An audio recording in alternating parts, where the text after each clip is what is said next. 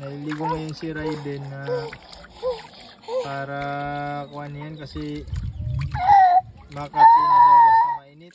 Ayan no, so sumisigaw na siya pag mainit na Makati daw yung ano, yung balat niya kasi tignan mo na yung sitwasyon ng balat niya. Natutuyo talaga siya.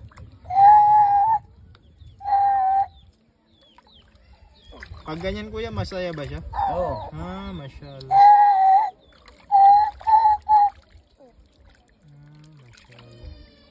Kapag nainitan, kung hindi mo ipaligo, sige mag-iyak. Sige mag-iyak. Oo. Pag hindi maligo. Oo.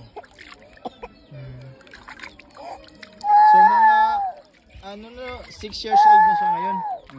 Mula nung pinanganak siya, diretso na 4 days nung after pinanganak siya, diretso na siya nagkaganyan. Oo.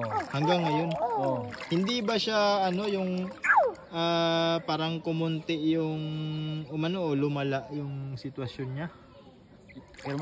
Pareho lang mula nung pinanganak siya. So sana matulungan si Raiden. Inshallah. Pagaritano no sa Bundon Barangay ko. Inshallah.